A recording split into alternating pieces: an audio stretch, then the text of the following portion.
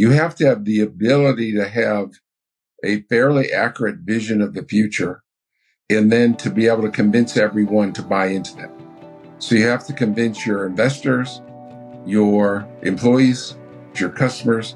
You have to convince the world that you're going in the right direction. Welcome to Truly Passive Income. I'm Neil Henderson. And I'm Clint Harris. So our guest today is Mr. John Hewitt. John is the founder of two, not one, but two major tax preparation companies, Jackson Hewitt and Liberty Tax. And he now leads Loyalty Brands, a conglomerate of various franchises. Hewitt emphasizes the importance of having a system in business and highlights the success rate of franchises compared to independent businesses. And we're going to talk to him about franchises and tax preparation. And we're pleased as punch to have you with us, John. Thanks for joining us. It's my pleasure. Thank you. So, like I said, we were chatting just before we got on the call that the podcast is called Truly Passive Income, and so it's a little unusual.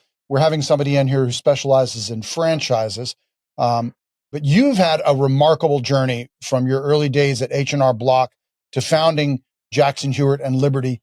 Can you share with us what initially sparked your interest in the tax preparation industry and entrepreneurship in general? Sure. I got blessed when I was in college.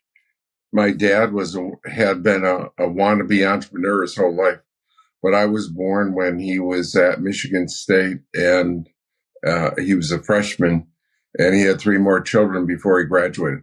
And so we were poor, and he never had a chance to become an entrepreneur early in life because he had so many children, and he was the sole breadwinner. And long about the time I was in college, he became a CFO of a public company.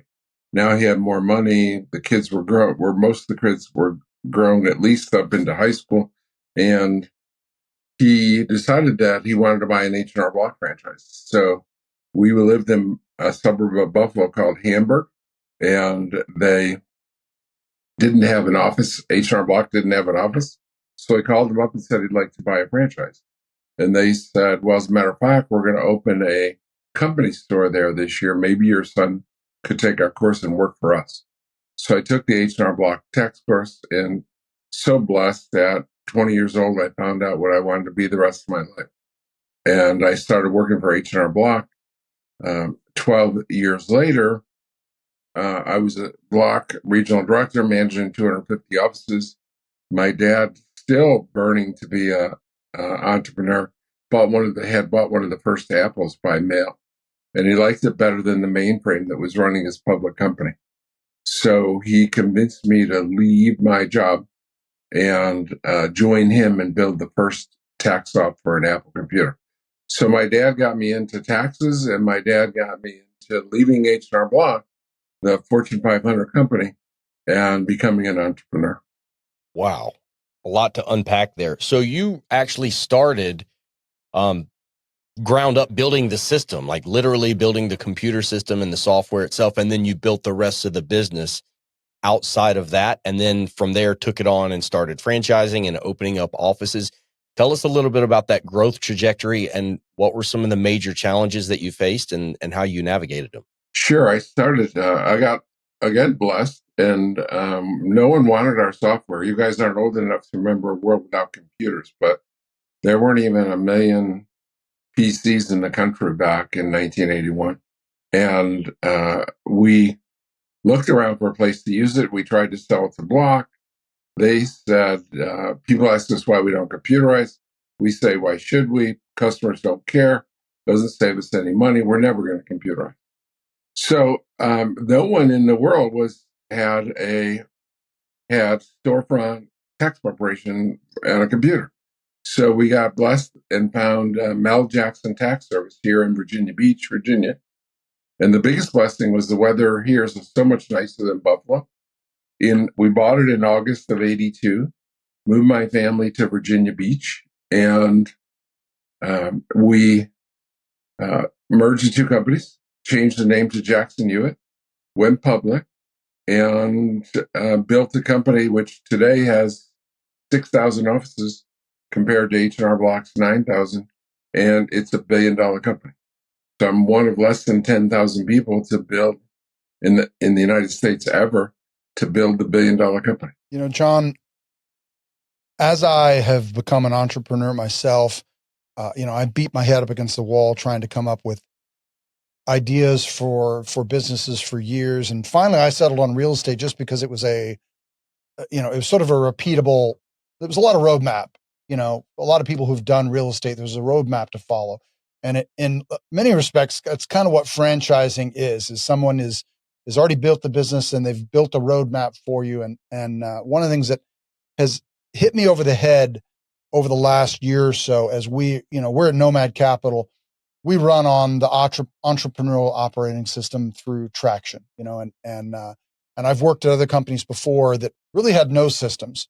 And if you don't have assets and you don't have systems and processes, you don't really have a business. You have a job and maybe you own some assets. You don't have a business.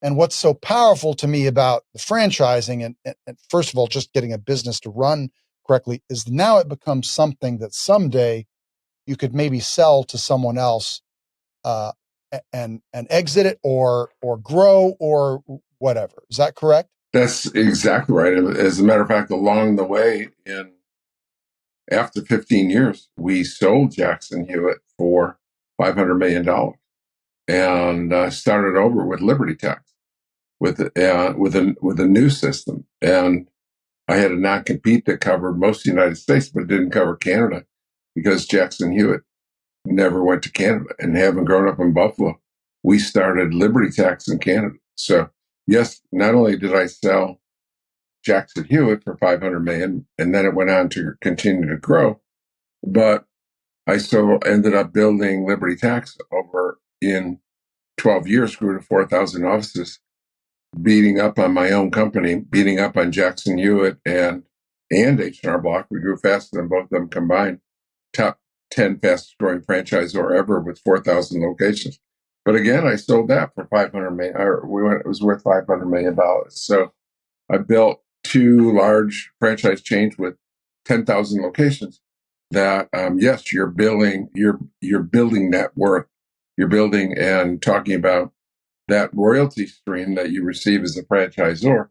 That's not passive income, but in a way, it's recurring revenue. That's incredibly important.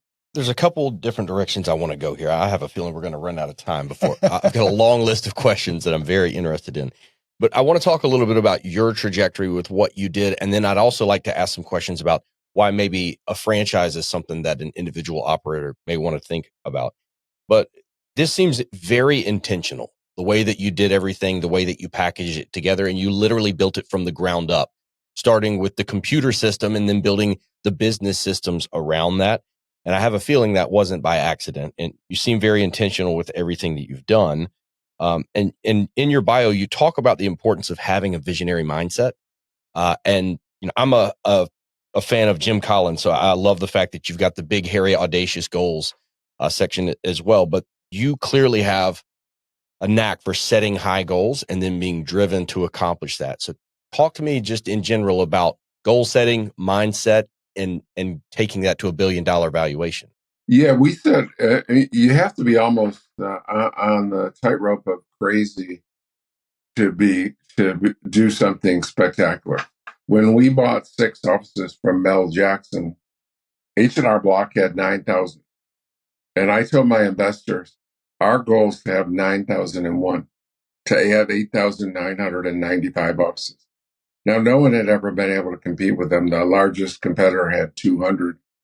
And yet I set about to be bigger than Block. We never got to 9,000, but we got to 6,000. And we got to $1 billion company. So I think it's incredible. One of the, I do a mentoring hour a week myself. And on one of them, about 2 months ago, I answered the question: what are the attributes to being a spectacular, huge growth company? And I've been asked, the number one question I've ever been asked in my career is, how did you do it? I mean, what was the secret? what was the one thing that set you apart? And I realized I had an epiphany a couple of months ago and said, it's not just one thing. I said, and I love top 10 lists, starting with the 10 commandments. So I have top 10 for 10 most important things to do at Liberty Tax, 10 most important things to do at our Zoom and Grooming franchise. Where everyone has a top 10 list. So I said, I'm going to come up with a top 10 list of what are the 10 most important things to grow exponentially. And I sat down the next day and I thought I could only come up with 5 or 6. I came up with 10. And then by the next week, before I did my presentation, I thought of 2 more. So my top 10 is actually top 12. And I figure it's okay to have top 12 out of 10 because the Big Ten football has 14 or 15 teams. So if they can do it, I can do it. So I spent an hour on the most important things to do. But one of the most important things to do, top 10 for sure, is set big, hairy, audacious goal. You can't, if you set a small goal, like I'm going to buy 6 offices and grow to 30. Well, many people can meet that. But how many people can go from 30 to 6,000? Right. So you set the goal very high and you adjust your behavior to do that. And a second thing about a second part of the top 10 was systematic. You have to have systems for things that are going to happen often. You have to have systems so that your people aren't continually addressing the same problem over and over again. They need to have a problem solution in advance. And so everything is set up for a system. And last week I did an episode on why you should be a franchisee versus a mom and pop. And I spent a whole hour on that. There are 30 reasons that you should be a franchisee versus a mom and pop. Number one reason by far is the system of doing business. To be successful, you have to have people and you have to have systems. Those are the 2 key attributes of success. Man, you're speaking our language. Clint and I we're in the self-storage business. We own and operate about, I don't know, we're at about 12 dozen facilities, about a dozen facilities. And the self-storage industry, it's a very fragmented industry. There are a ton of mom and pop self-storage facilities spread all across the country. They're maybe owned by one, where somebody owns 1 or 2 facilities. And, anybody you've ever been to a self-storage facility, you know exactly what I'm talking about. They're kind of dilapidated. They're often not great areas. They don't pick up the phone. There's maybe somebody living on site, that's in, above one of the units. Basically what you encounter is it's not a business. Someone built that at some point. A lot of times they're owner operated. They've built themselves a very lucrative job, but it's just a job. It's not a business. They do so much of the work themselves, and so much so that sometimes when you go to buy them, and they decide, all right, now it's time to sell, their records, like their expenses, will have all these things that aren't included, landscaping, all that stuff, where it's like they just did it themselves. And then they try and sell it and they're going to somebody, well, where's the expenses for landscaping? Well, I do that myself. Okay, well, I'm going to have to hire someone to do that now. And so you're speaking my language, and especially we have our quarterly meeting tomorrow. And so much of our focus over the last 6 months has just been process, document. Absolutely. And there's no other solution if you want to grow to be large. You can't have, essentially, if you don't have systems, you're just a dozen mom and pops. So I want to talk about the other side of growth there. Obviously, the business systems, you clearly have a knack for that. You built it from the ground up. When you have that much rapid growth, I'm curious to know about the human component, like creating a culture and handling rapid growth that is, so fast that I'm sure that it could potentially get reckless, not under the right leadership and with the right boundaries and right guidelines. So talk to me about the human component, the culture you created, your belief in how to treat people, things like that.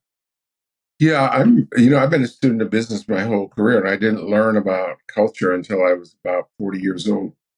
But fast growth, rapid growth, exponential growth is chaotic.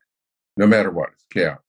And the people you get, first of all, I saw an article in the Wall Street Journal in about 1988 that there was a grocery chain in Rochester, New York called Wegmans that had one of the biggest market shares in the country. They had about 70% market share. So I took my two top people and we went and spent 2 hours in a Wegmans store in a morning in Rochester, New York. And actually I got the answer because, if we were looking at the executives of Kmart and the executives of Walmart, and what's the difference? Are they smarter at Walmart? Are they more experienced? Are they more educated? And I said, no. You could buy the most, or you could hire the most smartest person in the world. You could hire the most experienced person in the world. You could hire the most educated person in the world. So why is Walmart Walmart and Kmart Kmart? What's the difference about those two groups of people? And by the way, this has been going on. I started. Jackson Hewitt went into 3,000 Walmart stores. So I've been negotiating with Walmart for over 30 years. But Kmart in the meantime has gone down the toilet. Back when I started negotiating in 1993, they were about the same size. They both had 1,700 locations. And I realized in that trip, it struck me, the key is culture. The key is attitude. And Tom Watson Sr., the founder of IBM, said, give me 100 great engineers. Give me 100 great engineers, or give me 100 people with great attitude. He says, I'll take the 100 people with great attitude. You can teach engineering. And one of the biggest mistakes I've ever made is trying to cheat or trying to change people's attitude. I've been totally unsuccessful. Over 100. I've never been able to do it. So it starts with attitude, which leads to culture. And so first, when we hire, we look for the attitude of the person, not the skill set of the person. And then they have to fit into our culture. And the culture is so important that at both of my last two companies, we have a culture committee. We have a culture committee that's totally responsible for keeping and maintaining and improving our culture. It's funny you mentioned that. So Neil and I, our business model is that we buy old vacant Kmart buildings and convert them into climate controlled storage facilities. So there was a couple thousand of them in the country, and that lack of culture has caused all of them to have disappeared. We're buying them for less than $20 a square foot right now and converting them into storage. So Create an opportunity for us. Yeah, it's amazing how that rolled out. A lot of different directions we could go. And again, I'm really grateful for your time. I want to touch on this from the listener standpoint. Someone thinking about it. We typically talk a lot about real estate because that's what we do. And that's what we're also real estate investors. And there's so many different ways that you can go. And for us, the important thing is to focus on not just the financial implications, but the time and the location implications as well. And what it means for whatever you're trying to accomplish and the goals that you have for your own life. In terms of from the franchising side of things and the opportunity to build up franchise, to me, it jumps out as something that also seems very scalable. Like you can go in it with the intention of, I'm going to buy 5 locations of this franchise or whatever it may be. And it's a rubber stamp. I'm sure there's a lot of challenges there, but from someone thinking about it and looking at using franchising as part of their business strategy, what's some of the advice that you have for people that are looking for a franchise today? Should you be looking for someone that's very seasoned, or should you be looking for an emerging franchise, or kind of what's the thought process for someone thinking about going down that road? You have to be very careful because I think the average American thinks franchising is a great vehicle. And in fact, when it's done right, it is a great vehicle. But so many people try to get into it that aren't that fail. Most franchisors fail. So you got to be real careful about emerging brand. Over the last 10 years, every year, 400 or 500 new franchisors have started, and every year, 400 or 500 existing franchisors have failed.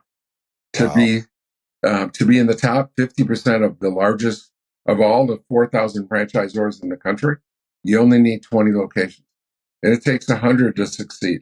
So most are failures. So you got to be real careful.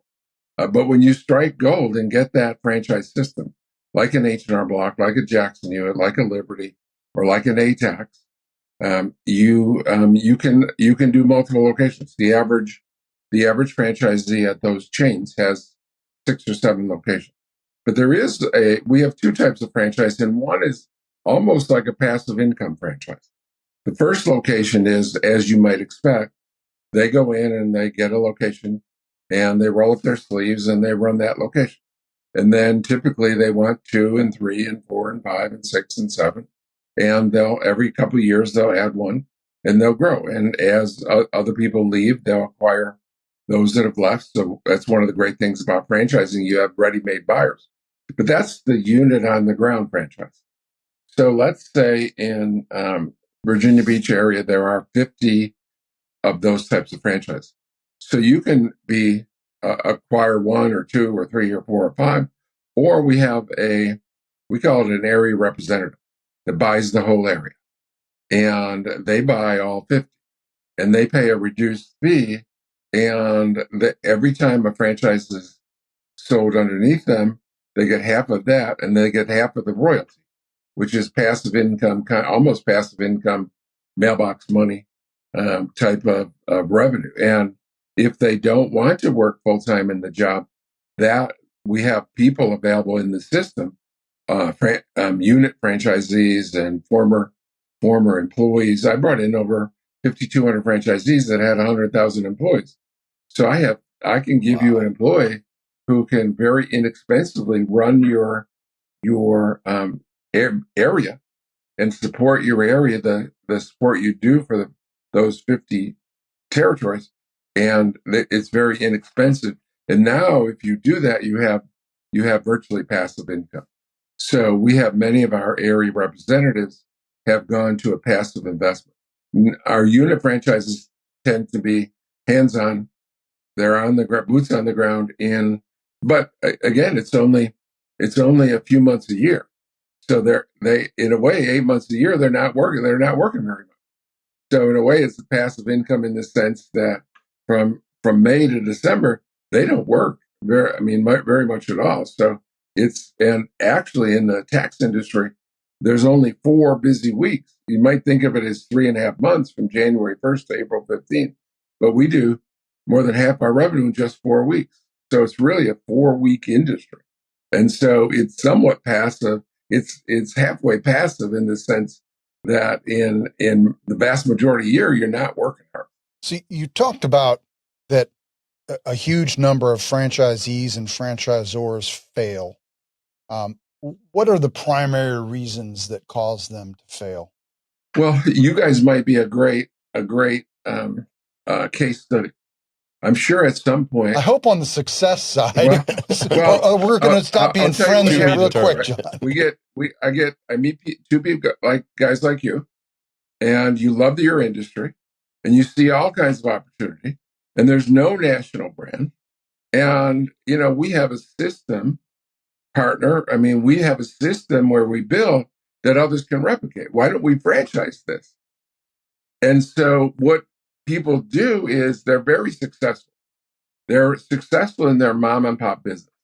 You're successful in your 12 different units, right? And now you think, well, we have a system that's replicatable. Let's sell it to other people, and we will make money from other people.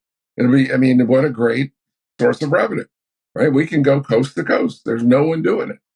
And so what happens is that as you get success being in your mom and pop 12 locations, you say, I can do this. I can go national. And so you pay the money to become a franchisor, and it costs about $300,000. Now, and most of that is advertising. About a third of it is administrative and legal. 2/3 of it is advertising, just to begin to say that we have this rental business for sale, right? Storage units for franchise. Well, now you still need the income from your mom and pop to live on, and so you have two jobs. One is running the franchise system, and which you know nothing about. You've never been in the franchise industry. You don't know how to treat franchisees. And believe me, when you have a system of independent maverick owners, entrepreneurs that are working for you, it's way different than the dozens of employees that you have. You guys have a dozen employees or 20. I didn't ask, but you have all these employees, and that's one management responsibility. But now you bring in this new franchisee who's in Raleigh, and he's independent, and he's a maverick. He wants to seize the American dream, and handling him is not the same as handling an employee, and it's like herding cats. So you have no skill in that. And even if you had skill in that, which almost none of them do, that's why they fail. They've never led a franchise system. And so even if you have franchise skill, you have a foot in both camps. You're running your mom and pop, and you're running your franchise. Someone needs to run that franchise if you want to be a large, major, successful franchise system. You have to have someone dedicated 100% to it. So you're not dedicated, you're not skilled at it. You have a foot in each camp, and that those 1, 2, 3 strikes, you're out. Failure. I find it a little bit, there's something to unpack here. The irony of you looking for people that are, you want them to come in and follow the system and do this. Like you talk about the difficulty of dealing with somebody that's a maverick, that's an independent thinker. But that's exactly how you built the company, by being way ahead of your time, frankly. And like your dad sounds like he was a visionary. And obviously you had vision on what you guys were trying to accomplish as well, but you're also clearly a strong operator. And to not only be an operator to build your system out, but to package it in such a way that it has value to other people that can grow to be, two of the largest tax, companies in the world. This is a level of operation, but to do it back then, when you literally built out the computer program, that takes innovative thinking, and it takes a vision, and it takes leadership. So it's kind of funny to me that's not the traditional franchise person that I think of, right? The person operating in a franchisor is like, here's the guidebook, follow it. But talk to me about the leadership and the innovative thinking that it takes to take an idea like that nobody's done before, that was so early, and to walk all the way through the process of completion with that. Yeah, now that's a couple more of the top 10 things on what you have to grow exponentially. Number one is that I'll say is you have to have the ability to have a fairly accurate vision of the future, and then to be able to convince everyone to buy into that.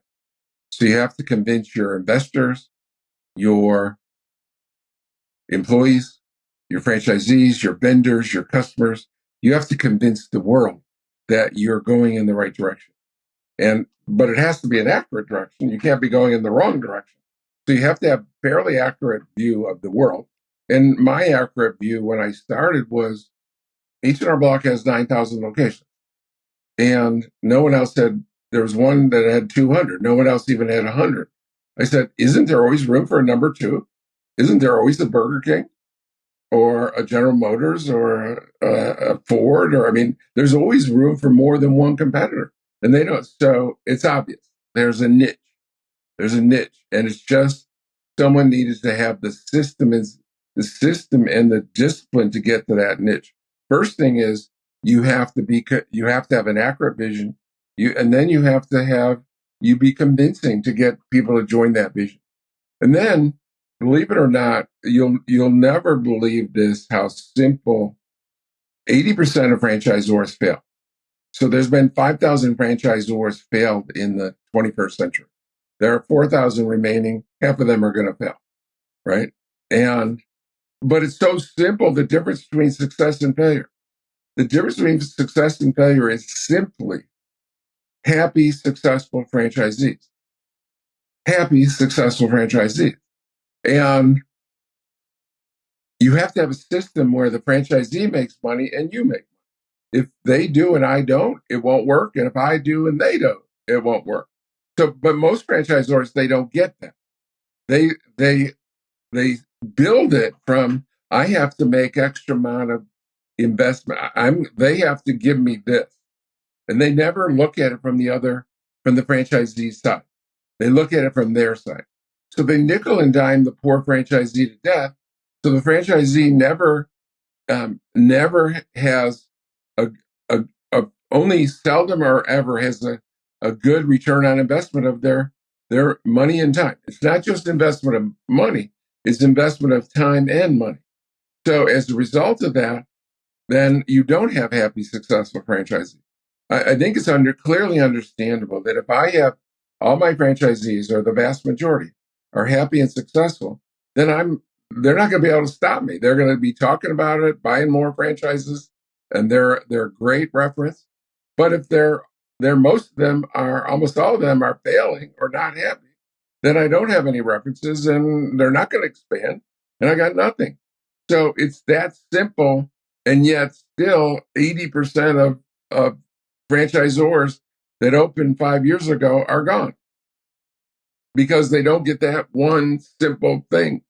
Well, John, I want to give you a chance to talk about your latest venture, which is Loyalty Brands, which is, it sounds like to me, it's part of trying to help create happy, successful franchisees and franchisors. Can you talk to us a little bit about what Loyalty Brands does and how it can benefit people interested in franchises? Yeah, in my first two ventures, I had just one brand. I had Jackson Hewitt, and then I had Liberty Tax. But while I was waiting for my non-compete to end with Liberty, I decided to, based on a recommendation from a friend, why don't you try getting another franchise in other industries? Why just do tax? And so we have 8 different franchise systems. They all come into they come into 3 buckets, right? We have 3 focuses. Number 1 is my 55-year focus, which I just finished my 55th tax season. So it's tax and accounting. And so we have a division that focuses on tax and accounting. My second division focuses on construction, and it's led by my very fast-growing roofing. It's called CR3 Roofing. And so that's the fastest-growing roofing franchise in the country. ATAX, the leader of the tax, is fastest-growing tax, and CR3 Roofing is the fastest-growing roofing. And one of the top 1% fastest growing of all franchises that have started in the last 2 years. But the biggest, the gem in our system is pets, and we have a pet initiative led by Zoom and Grooming, mobile grooming, and that industry is just crazy. I mean, we started 3 years ago, August 18th, not quite 3 years ago, August 18th of 2021, and with one van. And now we just passed this weekend, we are up to 132. And most of those are in the last 6 months. So, and we're adding over 10 a month right now. And by this time next year, we'll be adding 20 a month, like I did at Jackson Hewitt and did at Liberty. And we're going to, by the end of this year, we'll be number 1 in the world or number 1 in the United States in mobile grooming. And within 5 years, we'll have 3,000 vans. We'll be in every city in this country and a brand name. And you'll have heard of it in Wilmington. We're in Wilmington, North Carolina, by the way. It's called Zoom and Grooming. Nice. That's amazing. What a trajectory. And I just want to point out of everything you mentioned right now, when I think franchises, I think fast food and restaurants, and that you never even mentioned a food, a brand in that list. So I think for anybody listening and for myself, like maybe expand your brain a little bit, that there's a lot more opportunity than that. And what it's creating is it's creating continuity, that wherever you go, this CR3 roofing company is like, you're going to get the same service, the same product, the same system, everything like that. So it creates continuity and immediately gives a little bit of credibility and a feeling of trust, right? Trust transfers. And so I think there's a lot of value there. This is reminding me of an article I read a little while back when it talked about the most important thing of the last decade among highly successful business leaders. And at that point in time, for that 10-year period, the number one most important thing was emotional intelligence. And I see that a lot in the way that you're putting the right person in the right place and giving them opportunity. You're looking at things from other people's perspective. And I think there's a lot of emotional intelligence, obviously, with the success that you've had now. The most recent of the past 10 years, characteristic that's the most important thing among highly successful business leaders is adaptability. The world is changing faster than it ever has before. I think those are the two things that I'm hearing in what you're saying to me, is that there is adaptability and emotional intelligence. And I think you've got both those combined in just the right way. And it's clearly given you a lot of success. Talk to me a little bit about an ever-changing business landscape, kind of where we are, the opportunity you've seen in the past, the opportunity you think is coming in the future, and how do you use that vision that you have to kind of visualize where you want to be, get a crew together using that emotional intelligence to empower the right people, and then still have to adapt in an ever-changing world. Again, you're asking me questions that will make me answer what are the 10 most important attributes, because you've hit on some of them, right? And one of the things that's critical is that you have to have the best system in the industry. And if David had gone onto the field with the same shield, the same armor, and the same sword as Goliath, there would be no David and Goliath story. He'd be the 271st guy killed by Goliath. So you have to have differentiators and to have the best system. And so there's two components to best system. One component is to have the best system. It has to be constantly improving. As you said, we're getting, I mean, even if changes hadn't escalated, there's been massive changes in my lifetime. And when I started, not only did I not have a computer, I didn't even have an ad or a calculator. I had to pull the hand of an ad machine in 1969. And you had to do most of the work in your head, right? And then you went to calculator, and then I helped start the computer part back in 1981. And then online and all that. I mean, it's changed so dramatically. A laser printer back in the 80s, in 1988, a laser printer cost $75,000. You couldn't afford it in your office. I mean, how many laser printers do you guys have, right, in your offices? And what are they, $250? You couldn't afford a laser printer. So, I mean, everything's changing. But even if it didn't change that massive, it changes. And to have the best system, it has to be improving.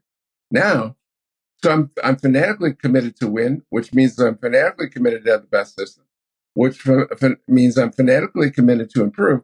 But the easiest way to improve is to listen to your people, right? Your people know the answers. I don't deal with any customers, right?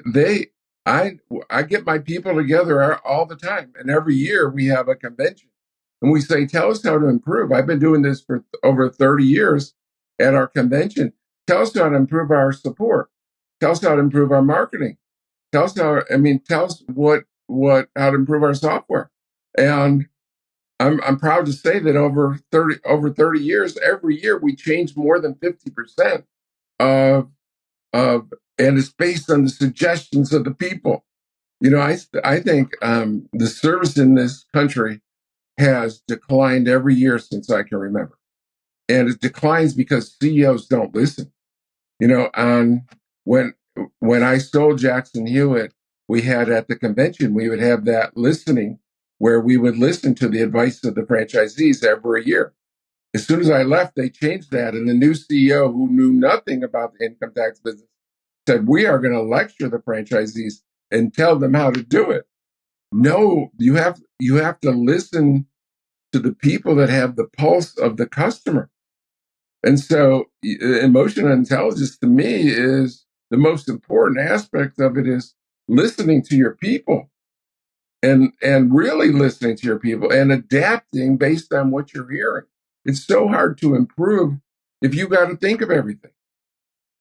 If John Hewitt has, and I've been doing this 55 years, my companies have done 100 million tax returns, and I brought in hundreds of thousands of employees. And I could get real cocky and think I know everything, or I could commit to be a lifetime learner, and I'm learning every week. Wow. I had a follow-up question, and then I decided that I think that's where we should end it. That was just that was fantastic. John Hewitt, this has been a fantastic conversation. I've really enjoyed it. I know Clint has, because I can see that look he gets. But if any of our listeners want to reach out to you and find out more about John Hewitt and what you're all about and loyalty brands, where would be the best place for them to do that? There's all kinds of links on loyaltybrands.com, including you can sign up and get a free copy of my best-selling book. I will be doing that immediately. We've already sent you guys yours. We've sent you your copy. Oh, fantastic. Thank you so much. Is it the book I Compete? It is. Okay. All right. Look for that in show notes, and we look forward to reading it as well. So listen, John, this has been great. We appreciate your time. My pleasure. Have a wonderful day. Thank you so much for listening and watching the Truly Passive Income podcast. If you liked the show, if you think it would be useful for someone else, the greatest compliment that you could give us would be to share the episode, leave a comment down below, or leave us an honest review. If you have any questions, don't hesitate to let us know down below. And remember, with truly passive income comes freedom of time, place, and the freedom to pursue your higher purpose.